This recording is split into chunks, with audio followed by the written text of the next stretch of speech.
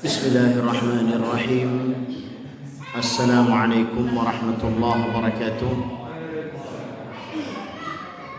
Innal hamdalillah nahmaduhu wa nasta'inuhu wa nastaghfiruh wa na'udzu billahi min shururi anfusina wa min sayyiati a'malina.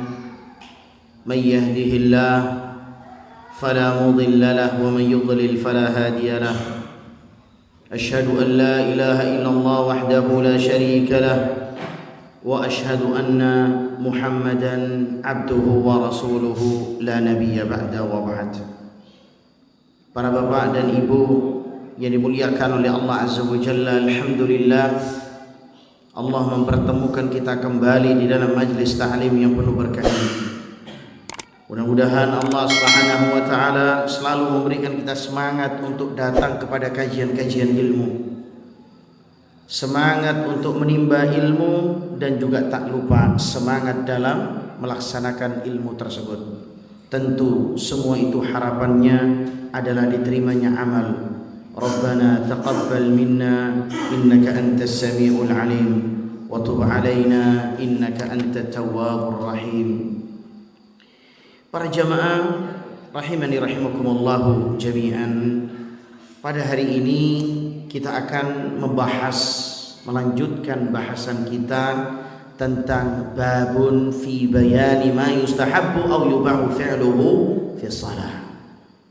Kita akan membahas tentang bab yang dibolehkan mengerjakannya di dalam salat. Maksudnya adalah dibolehkannya gerakan-gerakan di dalam salat. Tapi perlu kita ketahui bahwasanya gerakan ini tidak terus-menerus dan gerakan ini dilakukan hanya sebatas dibutuhkan atau biasanya orang mengatakan darurat. Para jamaah yang dimuliakan oleh Allah, yusannu lil musalli raddul maru min amami qariban minhu. Yang pertama, yang dibolehkan adalah disunnahkan seorang yang sholat mencegah orang yang melewati di depannya. Jadi ketika misalnya antum sholat, tidak boleh ada orang yang lewat di depan antum, ya, secara langsung berhadapan. Kalau misalnya itu jauh, maka tidak masalah. Misalnya dia sholatnya di sini, ya, kemudian saya lewatnya di sini, jadi jauh, maka itu tidak ada masalah. Yang tidak diperbolehkan itu adalah seseorang yang sholat kemudian langsung dilewati secara langsung, maka ini tidak diperbolehkan. Maka seorang yang sholat boleh mencegahnya, yaitu melarangnya untuk lewat di depan dia sholat. Maka ketika seorang melarang melakukan satu tindakan ini, maka ini dibolehkan. Para jamaah, liqaulihi Nabi SAW, tentunya ini sesuai dengan perkataan Rasulullah SAW, idza kana ahadukum yusalli, apabila salah satu di antara kalian sholat, fala yada ahadan yamurru baina yadayhi, maka jangan biarkanlah seseorang melewati di hadapannya. Jadi ketika antum sholat tidak boleh ada orang lewat, ya. Ini adalah Rasulullah SAW. Fa in aba, gimana kalau misalnya orang yang sholat itu menolak, tetap mau jalan, falyuqatilhu fa inna ma'hul qarin, maka cegahlah dia. Kita diperintahkan untuk mencegahnya, fa innahu ma'ahul qarin, fa inna ma'ahul qarin, karena sesungguhnya dia bersama syaitan. Maka para jemaah yang dimuliakan oleh Allah, hadis ini diriwayatkan oleh Imam Muslim. Para jamaah rahimani rahimakumullahu jami'an, maka seorang yang sholat harus mencegah orang yang lewat di depannya.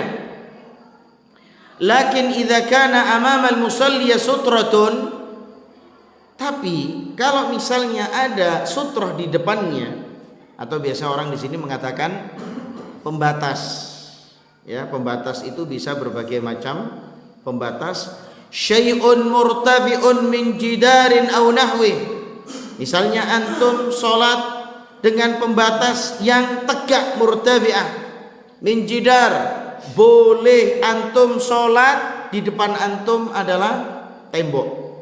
Kalau dulu nenek saya itu sholat pasti, para jemaah, nenek saya itu kalau sholat di depannya itu pasti ada apa? Masih ingat orang-orang dulu? Kalau sholat di depannya ada apa? Ada kursi. Jadi nenek saya itu dulu kalau sholat di depannya itu pasti dikasih apa? Kursi. Maka kursi ini adalah sebagai apa? Pembatas. Nah antum ketika sholat, ini kan hal yang, ini kan luas ya. Antum jangan sholat di tengah Pak. Antum sholat ke pinggir atau cari yang namanya tembok, atau mungkin antum keluar yang di situ ada tembok. Ini biasanya dilaksanakan sholat sunnah, bukan sholat wajib. Karena sholat wajib itu sutrohnya adalah sutrohnya imam. Para jamaah yang dimuliakan oleh Allah, fala ba'sa ayyamurra min wara'iha. Kalau misalnya ini sutra, ini antum sholat, ya, lewat di sini tidak boleh. Yang boleh adalah lewat di belakangnya pembatas. Nah, maka itu tidak masalah. Kalau misalnya antum lewat di belakangnya pembatas, itu tidak masalah. Pak Hadi, katanya orang tua duduk di pintu tidak boleh. Tidak tahu nih kenapa ya? Masuk angin. Hadi masuk Hadi. Biar enak Hadi. Para jamaah yang dimuliakan oleh Allah Azza wa Jalla, wa kadza idza ihtaja ila al-murur lidikil makan. Kalau misalnya dia butuh untuk jalan karena jalan yang sempit, fayamurru, maka dia boleh untuk melewati, wala yarduhu al-musalliya, dan jangan mencegah orang yang salat. Orang yang salat tadi tidak usah mencegah karena memang lalu lalangnya terlalu sempit sehingga orang yang mau keluar tidak bisa. Atau mungkin sebaliknya Pak, orang-orang sholat di depannya pintu sini, ini kan tidak boleh. Tadi kayak Pak Hadi tadi duduk di pintu tidak boleh, sungkan orang masuk. Atau mungkin dia sholat di depan pintu, lah ini gimana mau keluar? Sedangkan dia mungkin mau kencing, maka dengan kondisi-kondisi seperti itu dia boleh langsung lewat lidikil, dengan adanya lidikil makan, yaitu dengan sempitnya tempat. Wa kadza idza kana yusalli fil haram, juga begitu seorang yang sholat di Masjidil Haram atau orang yang sholat di Masjid Nabawi, fala yamna al-murur baina yadayhi, maka tidak dilarang seseorang melewati di depannya. Karena antum kalau tahu para jamaah yang dimuliakan oleh Allah, sholatnya di Masjidil Haram itu adalah sholat yang sempit-sempitan, rame, ya, ratusan ribu orang, maka berlalu lalang untuk lewat di depan orang yang sholat, penghususan Masjidil Haram Mekah tidak apa-apa. Kemudian fala yamna al-murur baina yaday, maka tidak mengapa misalnya ada orang yang sholat tidak apa? Tidak menahan atau tidak mencegah orang yang lewat dengan kondisi dia di Masjidil Haram. Lianna Nabi sallallahu alaihi wasallam kana yusalli bi Makkah, karena ketika saat itu Nabi Muhammad SAW salat di Mekah, wan nasu yamurruna baina yadayhi wa laysa dunahum sutrah rawul khams. Maka ketika saat itu Nabi Muhammad SAW salat di Masjidil Haram, orang lewat di depannya dan Rasulullah tidak menggunakan sutrah dan Rasulullah tidak mencegahnya. Rawahul khamsa, diriwayatkan oleh 5 perawi hadis. Maka para jamaah yang dimuliakan oleh Allah, ini penghususan Masjidil Haram. Kalau Masjid Miswati tetap dicegah. Wattikhadhu sutra sunnah fi haqqil munfarid wal imam, untuk menjadikan sutra sebagai pembatas sholat dihukumi sunnah. Untuk siapa? Untuk imam dan orang yang sholat sendirian. Jadi kalau misalnya bapak-bapak sholat sendirian pakai sutra, bapak-bapak jadi imam sholat pakai sutra. Nah ini sutrohnya imam apa kira-kira Pak? Kalau Masjid Miswati ini tembok sudah cukup, tidak usah pakai sutroh lagi, tembok sudah cukup, dan tidak ada orang yang lalu lalang di depan imam kecuali di Masjidil Haram. Maka di Masjidil Haram itu sholatnya imam bukan di matof. Tahu matof Pak? Matof itu adalah sahan, tempatnya orang tawaf. Jadi imam Masjidil Haram itu tidak sholat di situ. Imam Masjidil Haram itu sholatnya di mana? Di belakang. Ya. Jadi di matof itu tidak bisa. Kenapa? Karena orang selalu apa? Tawaf. Dan begitu banyak orang yang tawaf sehingga imamnya mundur di daerah yang ada atapnya. Karena matof itu tidak ada atap. Para jamaah yang dimuliakan oleh Allah Subhanahu wa taala, liqaulihi sallallahu alaihi wasallam, "Idza shalla ahadukum," apabila salah seorang dari kalian salat, falyusalli ila sutrah, maka salatlah menghadap sutrah, menghadap pembatas, wal yadnu minha, dan dekatlah kepada sutrah. Jadi kalau misalnya ini sutrahnya antum, ini antum sholat, ya jangan terlalu jauh Pak. Maka antum dekat. Maka dekatnya antum itu sama seperti orang yang mampu untuk sujud. Jadi jangan terlalu jauh. Selanjutnya para jamaah, rawah Abu Dawud wa Ibnu Majah min haditsin Abi Sa'id, dari hadits Abi Sa'id, wa ammal ma'mum, adapun makmum, fasutratuhu sutratu imam, maka pembatasnya adalah pembatasnya imam. Mengenai hadis ini, para jamaah yang dimuliakan oleh Allah Subhanahu wa taala, ada perkataan di para ulama. Yang pertama adalah perkataan dari Syekh Muhammad ibn Shalih Al-Utsaimin rahimahullah. Dia mengatakan, orang yang melintas di hadapan orang yang sedang sholat adalah berdosa secara mutlak. Jadi orang sudah tahu dia sholat, kemudian antum melewati, dosa. Tidak boleh melewati orang sholat. Kenapa? Karena dia sedang beribadah kepada Allah SWT. Ya, baik di Mekah maupun di tempat lainnya. Jadi tidak boleh maksakan diri untuk melewati orang sholat. Hanya saja para ulama menyatakan, apabila seorang sholat di tempat di mana orang-orang membutuhkannya sebagai tempat untuk melintas, seperti jalan misalnya, ya,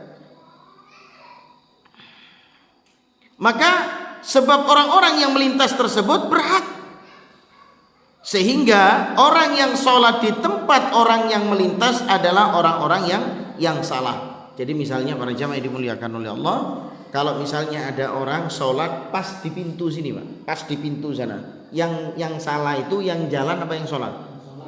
Yang sholat yang salah. Kenapa kok dia sholat di pintu? Kemudian para jamaah yang dimuliakan oleh Allah Subhanahu wa taala, karena orang yang melintas itu lebih berhak.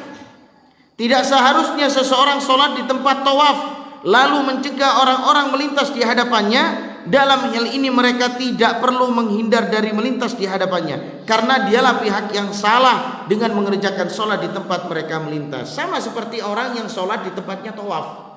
Seperti yang saya katakan tadi, di mana? Di matof. Tahu matof? Apa matof? Tempat orang yang bertawaf. Jadi kalau misalnya antum sholat di sana, kemudian ada orang lalu lalang untuk tawaf, maka biarkan saja. Karena ketika saat itu orang yang sholat harusnya apa?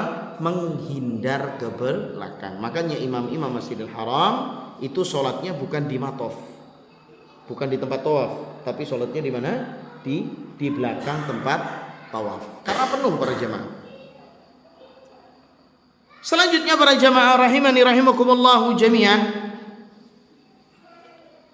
Sementara Syekh bin Baz juga mengatakan di sini, menegaskan bahwa meskipun hadis ini tidak sahih, ya, namun dikuatkan oleh beberapa athar perbuatan sahabat Nabi SAW, juga berdasarkan keumuman dalil-dalil yang lain yang menunjukkan bahwa syariat Islam diturunkan untuk memberikan kemudahan. Jadi antum jangan ngerepoti orang. Syariat Islam ini diturunkan oleh Allah dan Rasulnya adalah untuk apa? Untuk dimudahkan dalam hal ibadah. Maka jangan direpotkan. Sehingga khusus untuk di Masjidil Haram tidak mengapa melintas di hadapan orang yang sedang sholat, karena padatnya manusia di sana dan sulitnya menghindarkan hal tersebut, terutama pada musim haji. Ya, karena di musim haji itu sangat banyak orang-orang para jamaah. Salat maghrib itu di Masjidil Haram itu biasanya jam 6. Biasanya jam 6. Kalau antum keluar sholat maghrib jam 5 enak gitu. Tapi kalau musim haji jangan harap antum bisa masuk Masjidil Haram dengan jarak 1 jam. Saya pernah teman saya Pak cerita mau sholat id di Masjidil Haram. Mau sholat id di Masjidil Haram. Kapan masuknya Pak? Sholat idnya besok. Dia masuknya sore tanggal 29 Ramadan. Berarti dia apa? Nginep Pak. Jadi sore dia masuk, dia takbirannya malam lebarannya di mana? Di Masjidil Haram. Sampai besok setelah sholat dia baru keluar. Jangan tanya ya, Ustaz kencing apa enggak temannya Ustaz? Enggak tahu. Tidur apa enggak? Ana juga enggak tahu. Tapi alhamdulillah saat ini para jamaah rahimani rahimakumullahu jami'an, saat ini ya di dalam Masjidil Haram itu sudah ada kamar kecil. Jadi bisa ke toilet sekarang. Terus wudunya juga bisa. Kalau dulu, zaman-zaman dulu enggak ada, semuanya harus keluar. Jadi kalau ada orang yang mau kencing, dia harus keluar Masjidil Haram, mau masuk lagi biasanya enggak bisa. Jadi antum kalau mau sholat id seperti itu Pak. Jadi datang sore, ya enggak tahu ya, kentut apa enggak saya enggak tahu tuh. Tapi biasanya kalau misalnya kentut ataupun kencing, insya Allah bisa untuk wudhu di sana ya. Selanjutnya para jamaah yang dimuliakan oleh Allah Subhanahu wa taala, dan juga dijelaskan wa ammal ma'mum fasutratuhu sutratul imam.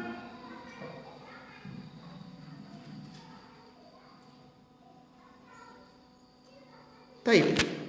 Kita jelaskan dulu para jamaah yang dimuliakan oleh Allah. Sutrahnya makmum adalah sutrahnya imam. Apa penjelasannya para jamaah? Baik.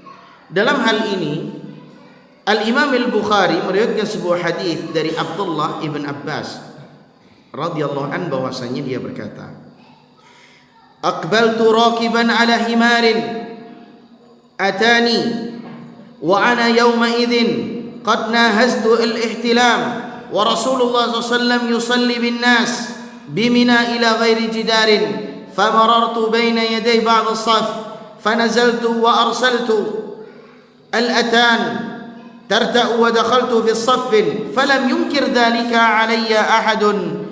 Aku datang dengan menunggang seekor keledai betina. Saat itu menjelang usia aku balik. Sementara Rasulullah SAW salat mengimami kaum muslimin di Mina tanpa menghadap dinding, yaitu tanpa sutra. Lalu aku lewat di hadapan salah satu shaf. Setelah itu aku turun dari keledai tersebut dan melepaskannya untuk pergi merumput. Kemudian aku masuk bergabung di dalam shaf. Tidak ada seorang pun yang mengingkari perbuatanku tersebut. Maka Ibnu Hajar ketika menjelaskan hadis ini mengatakan maksudnya tanpa menghadap dinding di sini adalah tanpa sutra. Baik, ana minta mungkin 4 orang bisa maju ke depan. 4 orang bisa maju ke depan. Betul. Antum jadi imam. 2 orang, stop, ya. Agak sini. Nah, para jamaah yang dimuliakan oleh Allah, maka di sini makmum sutrohnya adalah imam. Imam sutrohnya sudah di sini seakan-akan ada tembok. Pak Hadi. Pak Hadi lewat sini. Pak Hadi sini. Oh ya. Salat Pak Hadi. Di sana. Nah, di sini sholat. Seperti ini para jamaah biasanya. Ini misalnya tembok, tidak bisa lewat di sini. Pak Hadi mau ke kamar mandi. Kamar mandinya ada di sini Pak. Taib. Berarti Pak Hadi harus lewat mana? Lewat di depan orang sholat. Nah, taib. Ketika lewat di sini, Pak Hadi tidak apa-apa, tidak masalah, boleh. Kenapa? Karena sutrohnya sudah diwakili oleh imam. Faham para jamaah? Faham ya? Taib diulang lagi Pak Hadi. Nah, ini misalnya satu shaf saja. Imam sudah ada sutrohnya. Kemudian di sini ada makmum. Terus kemudian di sini ada tembok. Jadi bapak-bapak tidak bisa lewat tembok sini. Sehingga bapak harus lewat di sini. Kondisi seperti ini, coba imam takbir. Taib diikuti. Pak Hadi mau kencing atau Pak Hadi kentut, batal. Berarti dia harus kemana? Ke kamar mandi atau ke tempat wudhu, dibatalkan. Terus kemudian lewat di sini. Nah, lewat di sini tidak apa-apa. Yang sholat tidak perlu mencegah. Kenapa? Karena sutrohnya makmum sudah diwakilkan oleh imam. Faham? Kejadian sahabat Rasulullah itu seperti itu. Jadi tidak ada masalah. Jadi kalau misalnya bapak-bapak nanti mengalami hal yang semacam itu, orang yang lewat di depannya bapak tidak usah dicegah. Baik, silakan duduk. Jazakumullah khairan.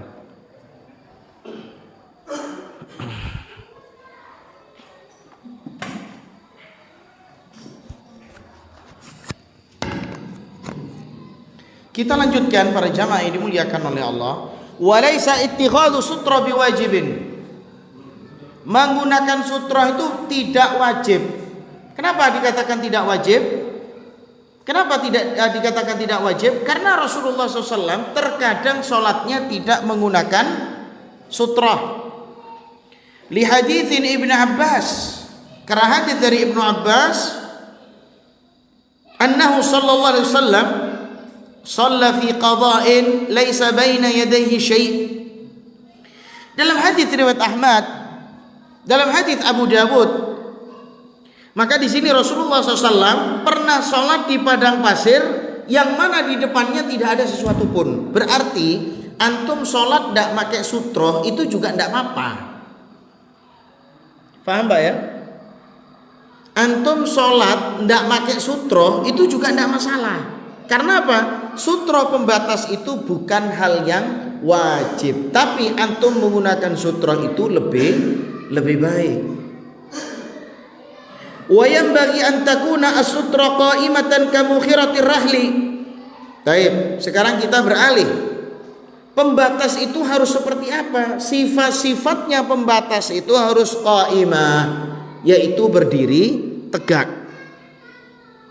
Ya, berdiri tegak. Seperti apa? Pelana unta atau pelana, ya pelana atau pelana ya. Tempat duduknya naik unta itu kan agak tinggi gitu ya. Nah, itu bisa digunakan ai qadar dzira'in. Kalau enggak ya satu hastalah. Misalnya satu hasta itu segini, Pak. Jadi nanti misalnya Pak Saroni mau buat sutra ya juga sebetulnya boleh ya. Misalnya khawatir ada orang-orang yang sholat di sini ya. Ya buat kayu yang berdiri ya seginilah. Boleh seperti itu kalau memang mau buat. Ya, jadi misalnya orang sholat kan dzikir pagi dan petang kan agak lama. Mungkin dia mundur, terus kemudian mungkin melakukan sholat di sana, jadi langsung pakai sutra boleh. Sawa'un kana daqiqatan aw 'aridan, meskipun dia tipis atau tebal. Jadi sutroh ini tidak memandang tipis dan tebal. Sutroh ini hanya memandang qaimah. Apa qaimah? Berdiri tegak. Ya, berdiri tegak. Wal hikmah fi ittikhadhiha, apa hikmahnya?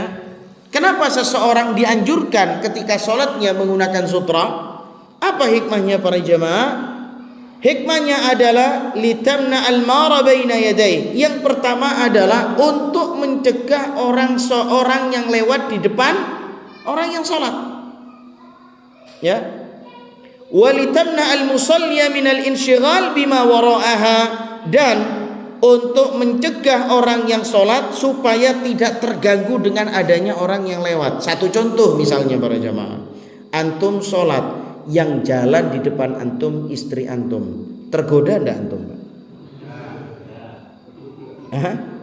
Tergoda, makanya sholatnya antum langsung menjadi batal. Karena apa? Seseorang tidak boleh dilewati 3 hal. Kalau dilewati 3 hal itu akan apa? Batal, yaitu wanita, anjing, dan keledai. Ya, saya pernah sholat Allahu Akbar di masjid. Ketika saat itu saya bawa anak saya yang kecil. Anak saya yang kecil ketika saat itu mungkin umur sekitar 4 tahun. Terus kemudian melewati saya lewat sholat. Ada teman-teman ngomong, "Loh, Ustaz Iqbal itu sholat kok tidak batal-batal ya? Kan dilewati anak perempuan itu. Sehabis sholat dia tanya sama anak, takut tidak enak. Akhirnya dia ngomong sama orang lain, itu gimana itu Ustaz Iqbal tuh, sholat kok dilewati anak perempuan. Maka dikatakan para jamaah, di dalam hadis itu dikatakan imro'atun, maksudnya wanita dewasa. Kalau anak kecil gak popo, gak apa-apa. Karena anak kecil itu biasanya apa? Jempalikan di depan antum. Anak kecil biasanya apa? Naik di punggungnya antum, dan itu tidak membuat batal. Meskipun itu insyighal, membuat antum sibuk. Tapi sama Rasulullah SAW dikatakan itu tidak membatalkan sholat. Para jamaah rahimani rahimakumullahu jami'an, maka hikmahnya itulah para jamaah. Tapi bagaimana kalau misalnya istri kita tidur di depan terus kemudian kita sholat? Maka tidak masalah. Karena ini pernah dilakukan oleh siapa? Rasulullah SAW, yang ketika saat itu sholat di depannya ada siapa? Aisyah. Yang dilarang itu adalah apa? Jalan melewati. Makanya Rasulullah ketika mau sujud dipukul, bukan dipukul ya, maksudnya apa? Disentuh kakinya Aisyah, kemudian Aisyah kakinya menekuk, terus kemudian Rasulullah sujud. Dan ini juga yang dipakai dalil sebagian para ulama, meskipun ini beda pendapat, memegang perempuan itu tidak membatalkan wudhu. Karena Rasulullah SAW ketika saat itu sholat memegang siapa? Aisyah, dan Rasulullah tidak batal wudhunya. Tapi ini perkara khilaf. Karena di Indonesia yang bermadhab Syafi'i lebih menekankan memegang wanita wudhunya batal. Tidak ada masalah. Karena di sini apa? Khilaf, ada perbedaan pendapat. Tidak masalah. Yang penting sama-sama punya dalil, Pak ya. Wa in kana fi sahra, gimana kalau misalnya di padang pasir? Shalla ila syai'in sakhisin min syajarin. Antum bisa sholat kalau misalnya ada di padang pasir atau di lapangan, antum cari pohon-pohonan, maka antum sholat di depannya pohon. Jadi antum sholat di depannya itu ada pohon. Au hajarin, atau misalnya antum sholat di depan antum ada batu, tidak masalah, karena pohon batu itu bisa dijadikan sebagai sutra. Au asa, atau mungkin antum bawa tungket. Jadi orang-orang Arab itu kalau perjalanan jauh dulu bawa apa? Bawa tungket. Maka nanti tungketnya itu yang ditancapkan di pasir, kemudian dia sholat. Juga tidak ada masalah. Fa illam yakun gharsul asa fil ard wada'u baina yadayhi ardan. Kalau misalnya tongkat tadi antum tidak bisa berdirikan, maka antum tidurkan, tidak ada masalah. Ya, atau sebagian para ulama juga membolehkan untuk menggarisi, dikasih garis. Jadi sutra itu ditandai dengan garis. Tapi wallahu a'lam shawab, pada asalnya sutra itu adalah benda yang qaimah, benda yang apa? Yang tegak, yang berdiri. Jadi para jamaah yang dimuliakan oleh Allah, kalau misalnya antum ingin mendirikan asa, menegakkan asa, menegakkan tongkat, antum tidak mampu. Karena apa? Tongkatnya antum tumpul, sedangkan tanahnya terlalu padat, seperti kayak di depan Al-Miswati padat, antum tujup gitu tidak bisa. Terus gimana caranya? Dibaringkan, ditaruh membaring, terus kemudian antum sholat. Wa idza iltabastal qira'ah 'ala al-imam fal ma'mum an yusmi'uhu al-qira'ah as-sahihah. Kemudian perbuatan yang kedua, tadi yang pertama masalah apa? Mencegah orang yang mencegah orang yang melewati orang sholat.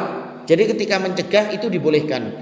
Yang kedua, ya, bergerak atau mengatakan sesuatu di dalam sholat yang diperbolehkan adalah fal ma'mum ayyusmi'uhu al-qira'ah as-sahihah. Kalau imamnya salah dalam membaca ayat Al-Quran, makmum boleh membenarkan. Maka dalam pembenaran sholat ini adalah satu hal yang dibolehkan. Nah kemudian para jamaah yang dimuliakan oleh Allah Subhanahu Wa Taala, kalau imamnya sholatnya salah dalam rokaat atau dalam gerakan, cara membenarkan dengan kalimat subhanallah. Tapi kalau imamnya salah bacaan ayat Al-Quran, jangan baca subhanallah, Pak. Baca apa? Ayat yang benar. Terus imamnya hafalannya banyak, makmumnya tidak sanggup, atau mungkin makmumnya belum hafal. Ketika imam salah, makmumnya jangan benahi. Kenapa? Karena makmumnya tidak hafal surat itu. Ini kejadian, Pak, di kota saya. Ya, kota saya sama kota Nyantum sama kayaknya.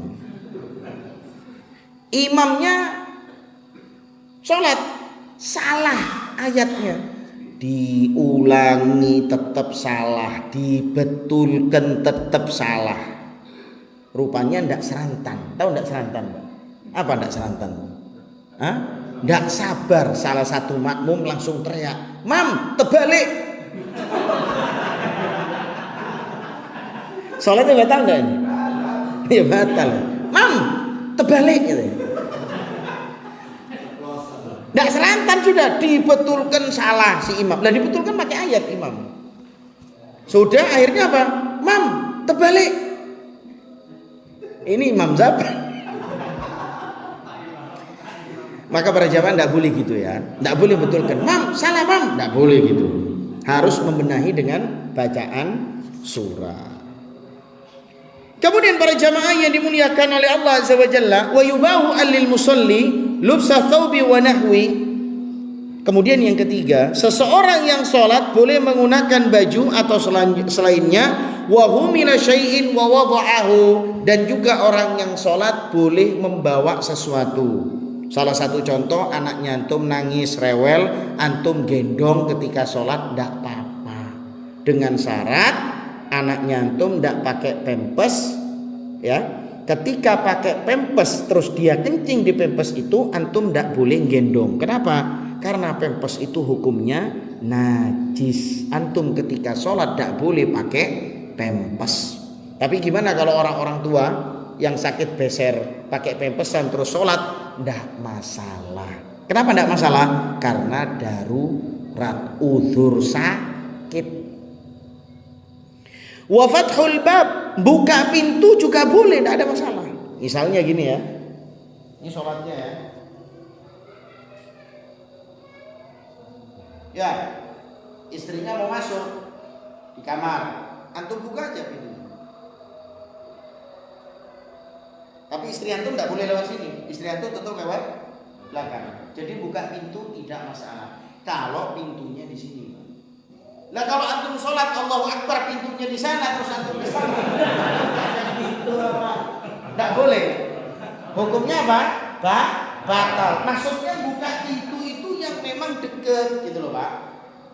Allahu Akbar, istrinya mau masuk, dibukakan pintu, gerak, sudah sholat. Istrinya lewat sini, tidak apa-apa. Tapi kalau pintunya jauh ya jangan, Pak. Akhirnya membatalkan sholat. Membatalkan sholat tidak diperbolehkan kecuali darurat.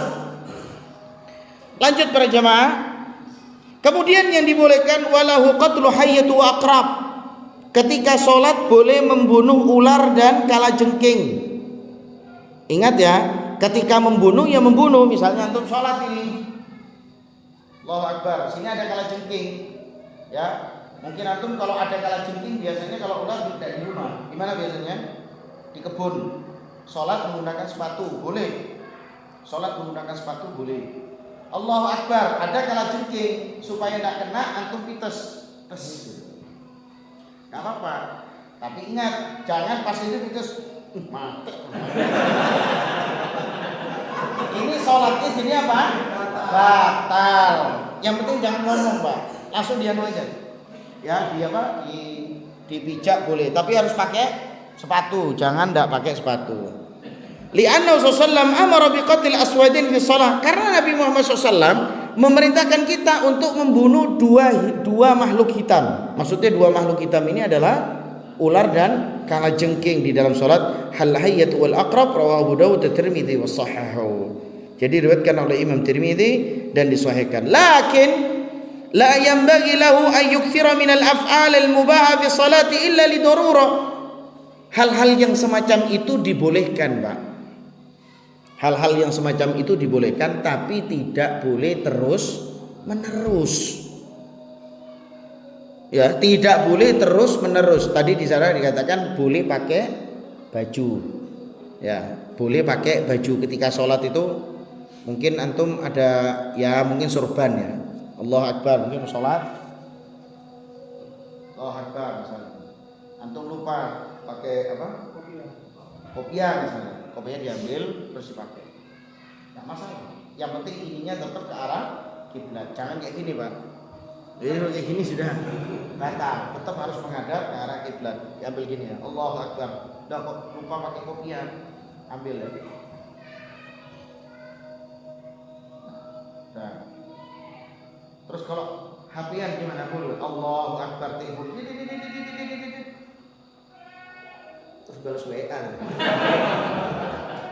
Ini sholatnya batal. Boleh kita ambil HP, dimatikan saja. Terus antum masuk rumah. Karena apa? Kalau sholat jamaah semuanya akan terganggu. Apalagi para jamaah kalau yang disetel itu biasanya adalah musik.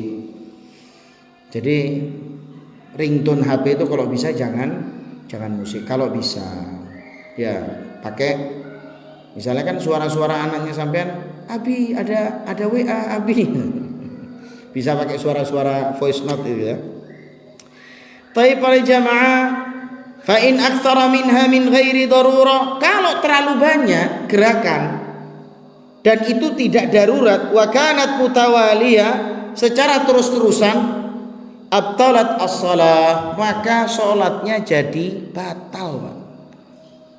Li'anna dzalika mimma yunafi as-shalah wa yusghilu anha. Tentunya para jamaah dalam kondisi itu akan meniadakan sholat dengan kesibukannya dia. Allahu Akbar, dikit-dikit masuk lagi. Baru baca masuk lagi. Baru baca ini mau sholat apa mau apa? Jadi kalau mau sholat mending matiin HP. Kalau mau sholat ke masjid jangan bawa HP. Selesai wis. Jadi tidak ruwet. Kamu nih kemana? Ditelepon sholat. Bawaan HP itu kalau sholat. Ya tidak bisa. Gimana caranya bawa HP sholat? Lanjut para jamaah. Wa idza arada lil musalliya amrun kasti'dzani alaih. Kalau misalnya ada orang yang isti'dzan, biasanya salam, Pak, ya. Au sahwi imamu, atau imamnya salah. Au khafa ala insan al-wuqu' fi halak, atau mungkin dia takut membahayakan. Nah, kejadian-kejadian kemarin ketika sholat gempa.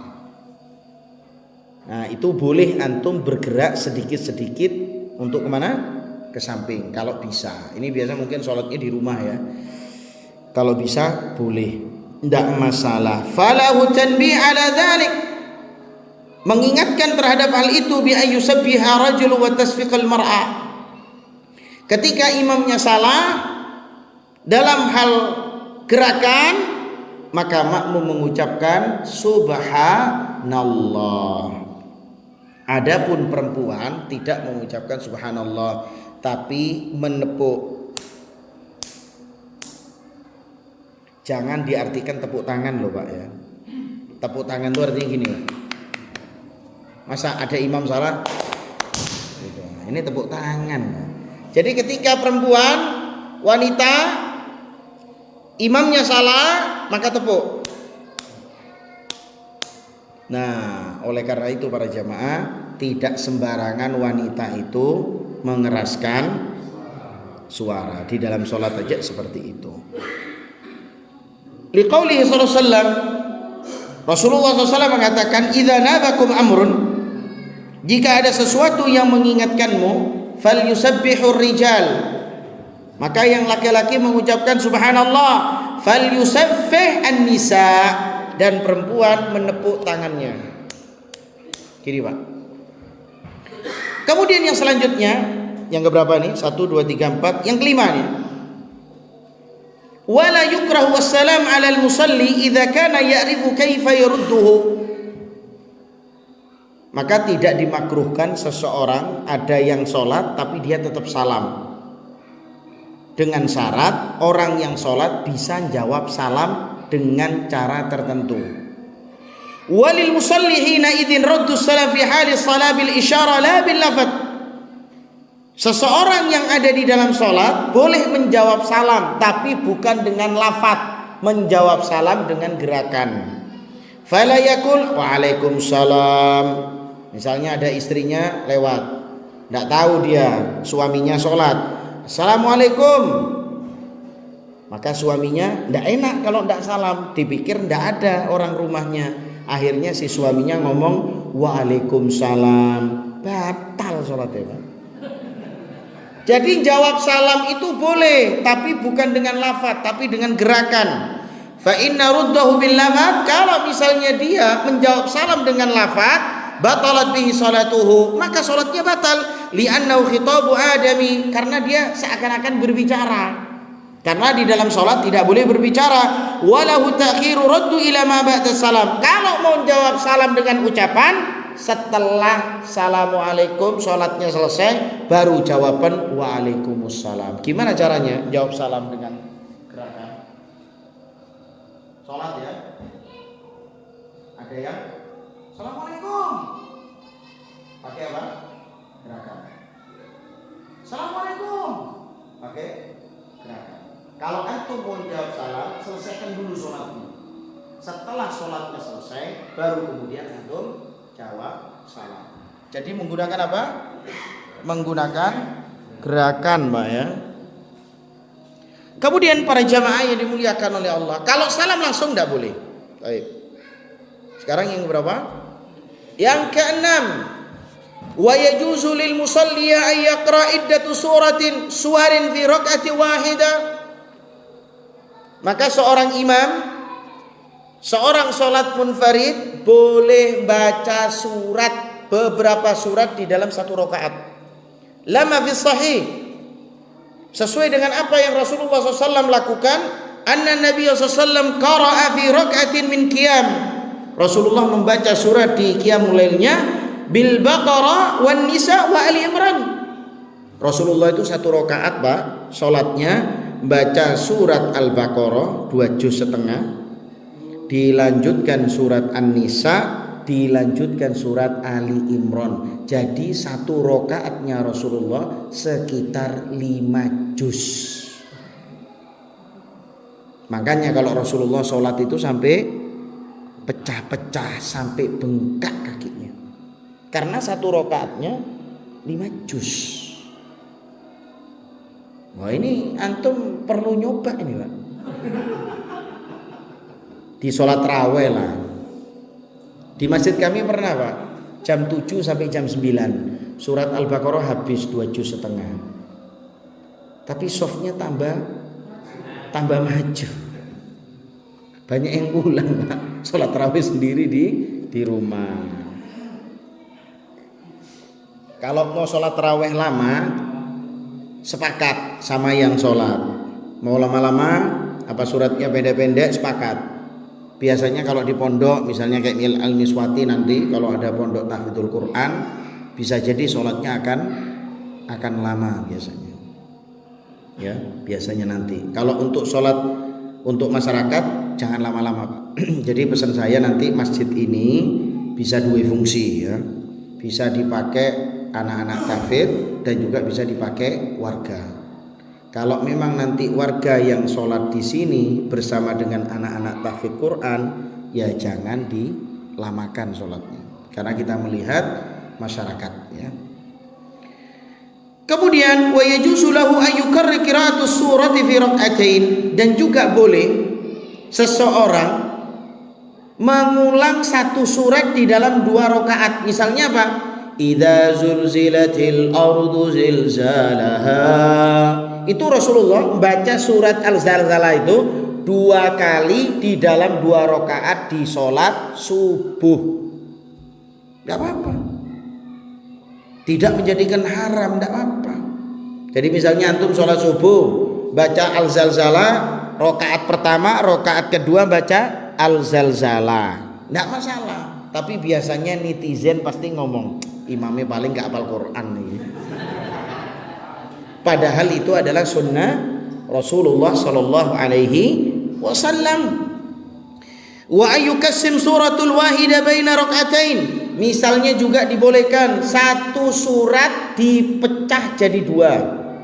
Yang pertama rakaat pertama, yang kedua rakaat kedua. Tidak masalah. Misalnya amma yatasaalun terlalu panjang, dibikin jadi dua. Tidak apa-apa. Tidak masalah. Boleh. Wa yajuzu lahu qira'atun awakhir suwar wa awsataha lamma rawu Ahmad wa Muslim bin Abbas. Dan juga dibolehkan misalnya ujuk-ujuk antum cuma baca ayat kursi. Ayat kursi kan di pertengahan itu kan, tidak masalah, boleh. Atau mungkin ujuk-ujuk antum baca akhir surat Al-Baqarah 2 ayat terakhir juga boleh, tidak ada masalah. Sudah adzan? Sudah masuk? Tafadhol. Adzan dulu, kita lanjutkan nanti setelah adzan.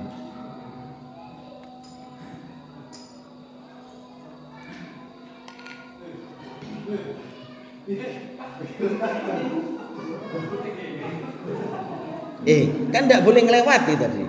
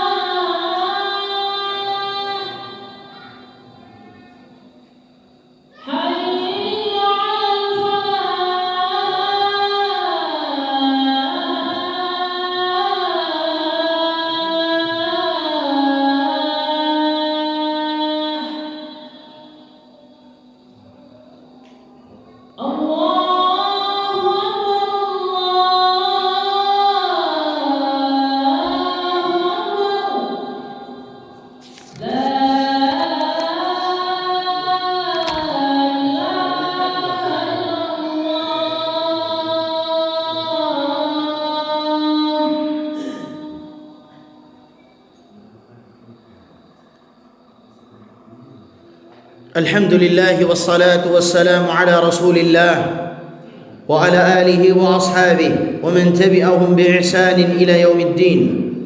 أشهد أن لا إله إلا الله وحده لا شريك له وأشهد أن محمدا عبده ورسوله لا نبي بعده وبعد. Kita lanjutkan para jemaah. anna Nabi SAW kana yaqra'u fil ula min rak'atil fajr qawlu ta'ala qulu amanna billahi wa ma unzila ilaina Al-Baqarah wa fi thani al-ayati fi Ali Imran qul ya ahlal kitabi ta'alu ila kalimatin sawa'in bainana wa bainakum Ali Imran wa li umumi qawli ta'ala faqra'u ma tayassara min al-Qur'an. Maka para jamaah, Rasulullah SAW pernah membaca awal ataupun akhir surat, ya, dalam 2 rakaat fajar. Rasulullah membedakan rakaat pertama dan rakaat yang kedua. Rakaat yang pertama Rasulullah baca surat Al-Baqarah 136, ayat yang kedua Rasulullah membaca surat Ali Imran ayat 64. Qulu amanna billahi wa ma unzila ilaina, dan selanjutnya. Pada rakaat yang kedua, qul ya lil kitabi ta'alu ila kalimatin sawa'in bainana wa bainakum, dan selanjutnya. Jadi boleh ya, potongan-potongan ayat itu boleh ya, tapi jangan di dalam satu rakaat, satu ayat Al-Baqarah, satu ayat An-Nisa, satu ayat Ali Imran, karena ingin niru Rasulullah. Tidak boleh satu ayat. Kalau mau niru sekalian 5 juz. Kemudian apa dalilnya kok boleh? Faqra'u ma tayassara minal Qur'an. Maka di sini dikatakan bacalah Al-Qur'an,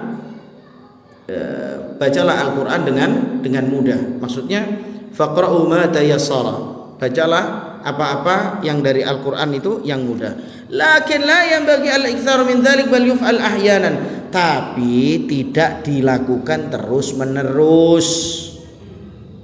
Baca potongan-potongan ayat itu cuma dibaca secara kadang-kadang. Yang sunnah itu sebetulnya baca ayat sampai habis, baca surat sampai habis. Harusnya seperti itu. Itu yang dikatakan oleh Syalbani. 1 rakaat itu baca surat habis, 1 rakaat baca surat habis.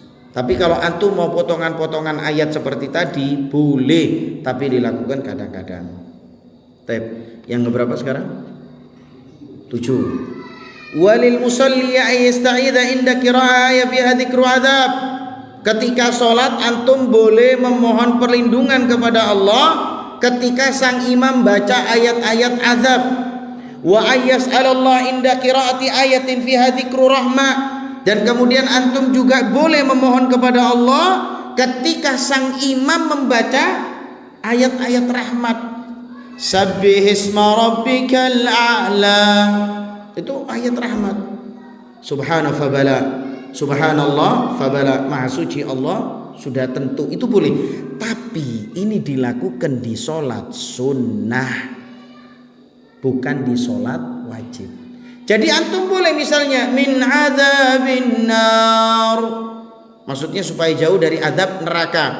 Misalnya kita mohon kepada Allah, Allahumma na'udzubika minan nar. Ya Allah, aku berlindung kepada engkau dari api neraka. Boleh, tapi antum sebagai makmum atau imam baca doa perlindungan ini di sholat sunnah, bukan di sholat wajib. Pernah ini dilakukan. Sabbihisma rabbikal a'la. Ayat terakhir, suhufi Ibrahim wa Musa. Dijawab sama makmumnya, alaihi wassalam. Ini tidak ada dalil, karena di dalam ayat itu tidak dikatakan alaihi wassalam. Jadi ketika ayat itu menyebut Ishaq wa Yaqub wal asbab, kan nyebut nama Nabi, tidak perlu antum ngomong alaihi wassalam, tidak perlu. Kenapa? Karena memang tidak ada dalil. Jadi yang boleh itu ketika imam menyebut ayat rahmat atau imam menyebut berlindung kepada azab neraka. Ini dilakukan hanya di dalam sholat sunnah. Hadhihi jumlatun minal umur allati yustahabbu laka aw yubahu laka fi'luha halas shalah. Maka 7 inilah yang boleh dilakukan di dalam salat, ya. Aradnaha alaik raja'an tastafida minha wa ta'mal biha. Mudah-mudahan antum bisa mengambil manfaat, ya. Hatta takuna ala basiratin min dinik, sampai antum punya ilmu dalam agama. Wa nas'alullahu lana, kita selalu memohon kepada Allah, walakal mazid, tambahan, ilmu minal ilmi nafi' wal amal salih, tambahan ilmu yang bermanfaat dan amal saleh. Wal yu'lam anna as-salah ibadatun 'azimah, supaya antum ketahui bahwanya salat itu adalah ibadah yang besar.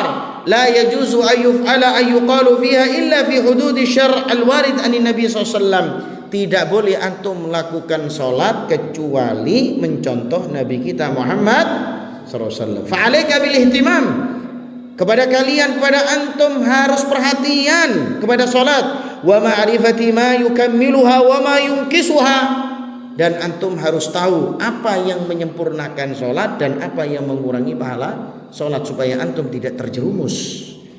Hatta tuaddiyaha 'alal wajhil akmal, sampai antum menjalankan salat dengan sempurna. Wallahu a'lam bishawab. Mungkin ada pertanyaan sebelum kami tutup. Fadhal.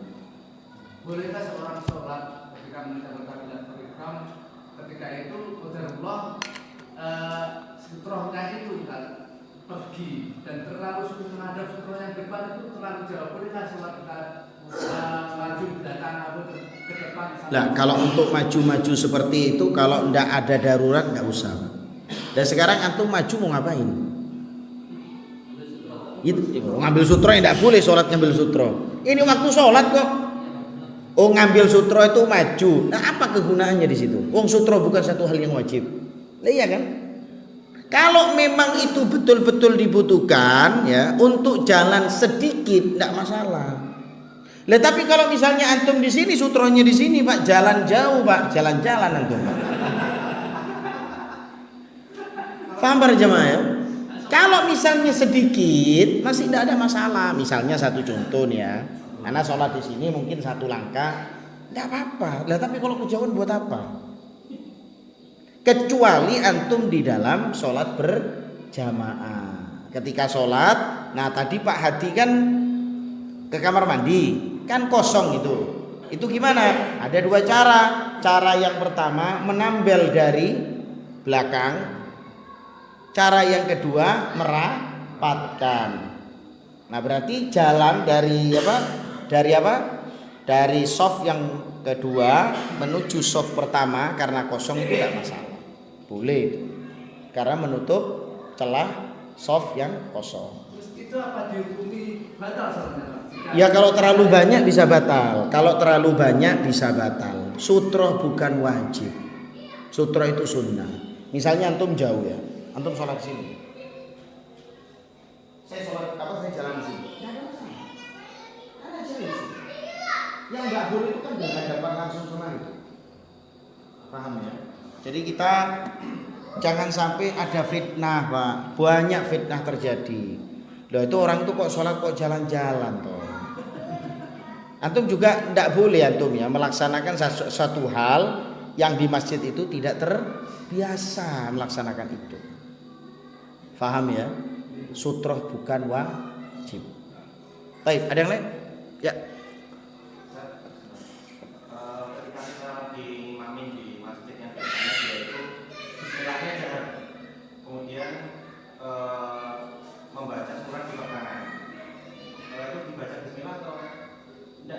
Ya tetap baca bismillah, kan bismillah itu fokusnya juga bisa membedakan antara surat yang pertama dengan surat yang selanjutnya. Tidak ada masalah.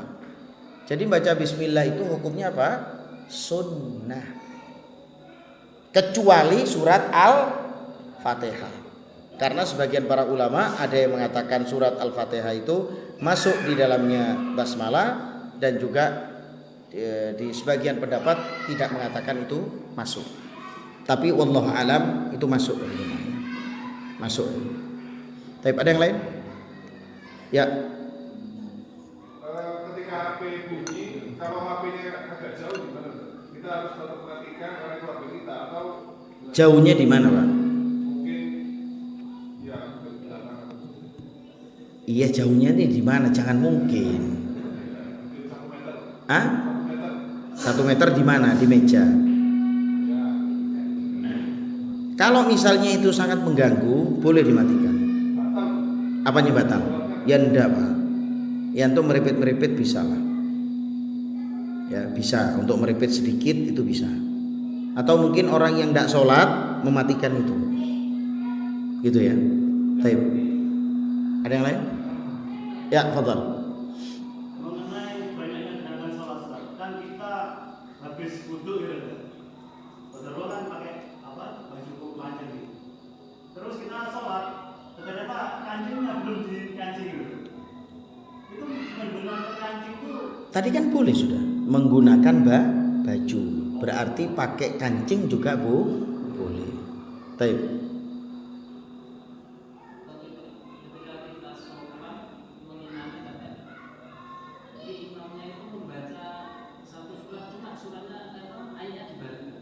Ayatnya dibalik, maksudnya gimana?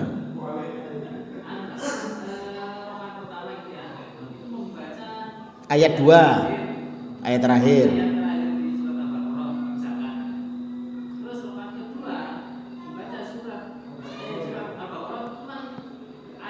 Awal. Tidak apa-apa, yang penting dilakukan kadang-kadang. Tidak boleh sering, karena yang dilakukan Rasulullah itu adalah 1 rakaat 1 surat. Kadang-kadang tidak apa-apa. Ada yang lain Bapak? Mungkin dari ibu-ibu mau ditulis? Dengar. Misalkan sebelah kita ada anak yang berisik, mengganggu sholat itu boleh dikeplak.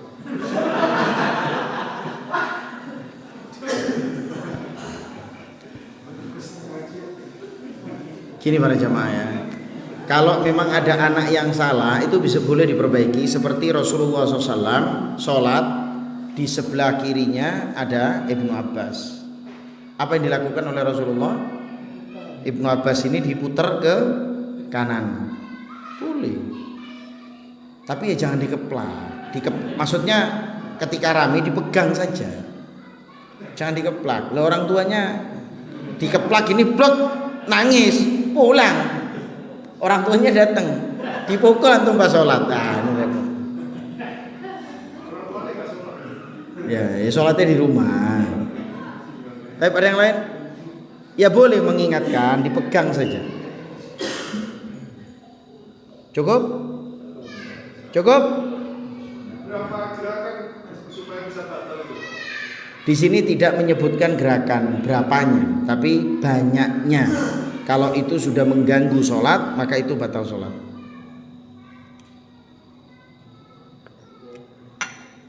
Subhanakallahumma wa bihamdika asyhadu an la ilaha illa anta astaghfiruka wa atubu ilaik. Wassalamualaikum warahmatullahi wabarakatuh.